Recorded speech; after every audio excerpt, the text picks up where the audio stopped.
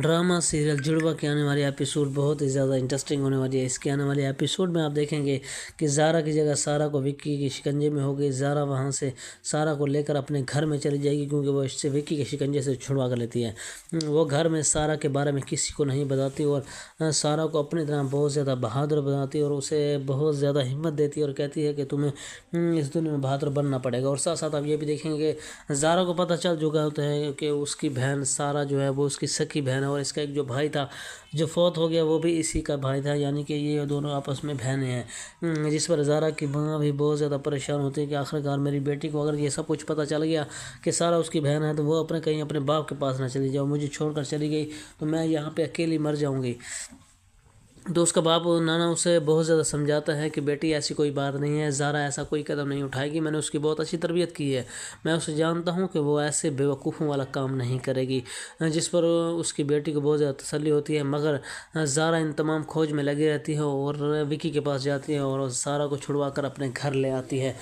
और सारा को अपनी तरह बहादुर बनाती है और उसे बहुत ज़्यादा हिम्मत देती है और कहती है कि तुम्हें अब किसी से डरने की कोई ज़रूरत नहीं है, तुम अपनी ज़िंदगी खुद खुशी से जी सकती हो। दूसरी जन आप ये भी देखेंगे कि सारा की माँ बहुत ज़्यादा परेशान होती है क्योंकि राक्षी और उसकी माँ उसे बहुत ज़्यादा बातें सुनाती हैं कि देखो तुम्हारी बेटी घर से किसी लड़के के साथ भाग गई है। जिस पर उसके बाप बहुत ज़्यादा परेशान होता है और वो कहता है कि मेरी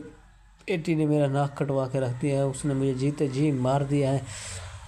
मगर उसको हकीकत पता नहीं होती कि वो सब कुछ इसकी बहन और इसकी भतीजी ने किया होता है, राक्षी और उसकी माँ ने किया होता है। ये सब कुछ इन दोनों ने उसकी बेटी सारा को ब्लैकमेल किया होता है, जिसकी वजह से वो घर छोड़कर बेचारी भाग जाती है। मगर इन सारी बातों का, इन सारे अमलों का सिर्फ़ और सिर्फ आदिल चश्मदीद गवाह होता है। उसे सारा कुछ पता होता है कि कौन किसको ब्लैकमेल कर रहा है, कौन सच्चा है और कौन झूठा है। वो अपनी बहन राक्षी और अपनी माँ को बताता भी है कि तुम लोग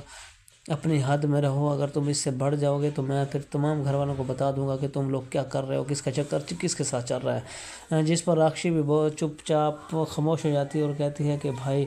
सॉरी, मुझे माफ़ करना, ऐसी कोई बात नहीं है। मगर आदिल उसका मोबाइल ढूंढने में लगा रहता है और उसे पता होता है कि अगर उसका मोबाइल मुझे मिल गया तो मैं किसी ना किसी तरीके से सारा को ढूंढ लूँगा। मगर सारा उसे फ़ोन भी करती है और उसे बताती है कि मैं किस जगह और कैसे हूँ, तुम परेशान मत हो, मैं बिल्कुल ही ठीक हूँ। आदिल बेचारा बेचैन सा रह जाता है, मगर उसकी माँ बहुत ज़्यादा परेशान होती है और उसकी माँ कहती है कि अगर सारा का दोबारा फ़ोन है तो उसे कहना कि तुम्हारी माँ तुम्हारी याद में मर जाएगी अगर तुम घर वापस ना आई तो, तुम्हारे बगैर मेरा दिल नहीं लग रहा, प्लीज़ खुदा का वास्ता है तुम घर वापस लौट कर आ जाओ। मगर सारा तो ज़ारा के पास चली जाती है और ज़ारा उसे बहुत बहादुर बना देती है और बहुत कुछ उसे सिखा देती है, जिसकी वजह